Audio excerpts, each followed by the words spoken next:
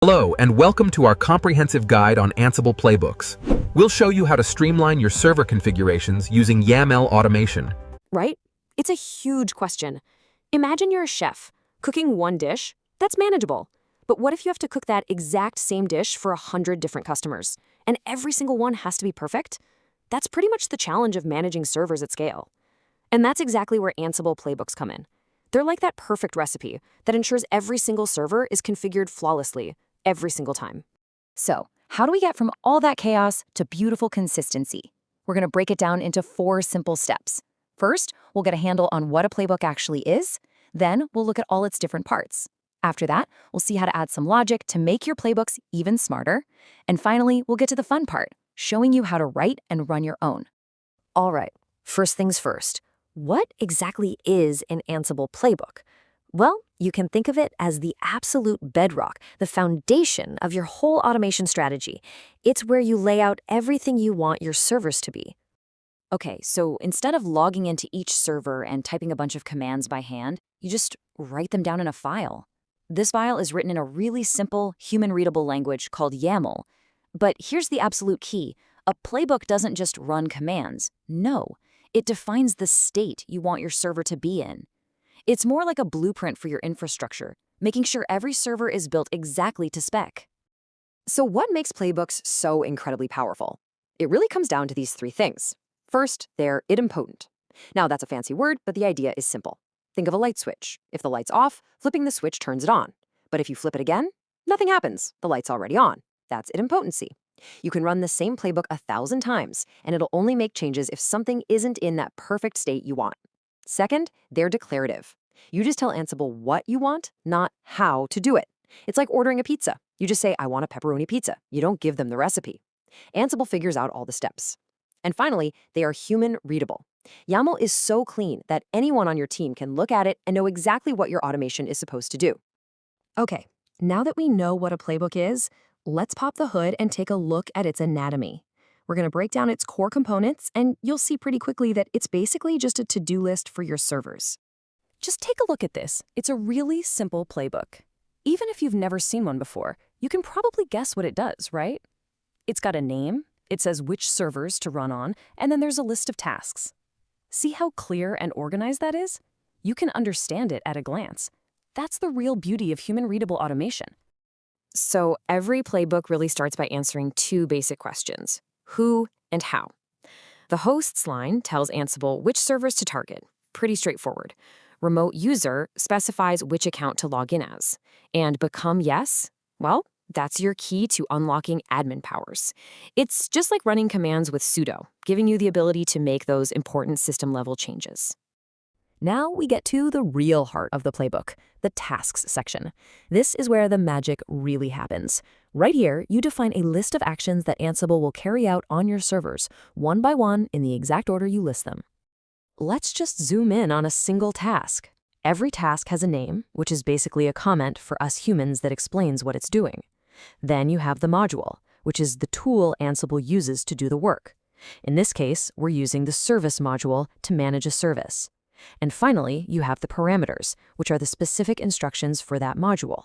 Here, we're telling the service module to make sure the HTTPD service is set to started. Simple as that. But what if you need to run the same playbook in different places, like a staging environment and then a live production environment? You don't want to rewrite it, right? Well, that's where variables come in. For example, you'd probably want to use a different database password in production than you do in testing. With variables, you just define that password once and then reference it in your playbook. This makes your automation way more flexible, reusable, and of course, a lot more secure.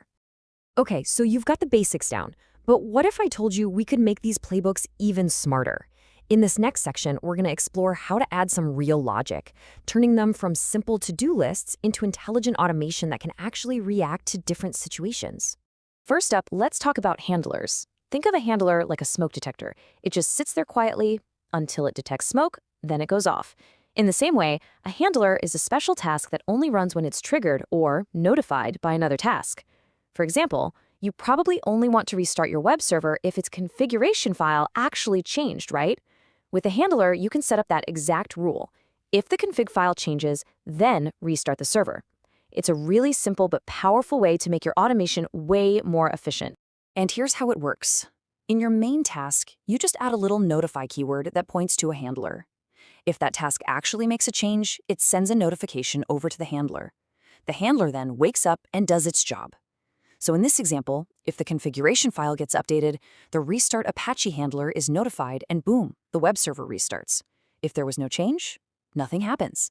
It's just a really elegant way to automate your workflows. Let's be real, not all your servers are the same. You might have some running Linux and others running Windows. Or maybe you have web servers and database servers in the same group. That's where conditionals are a lifesaver. With the when keyword, you can tell Ansible to only run a task if a certain condition is true. It's kind of like telling your GPS to take a different route if there's heavy traffic.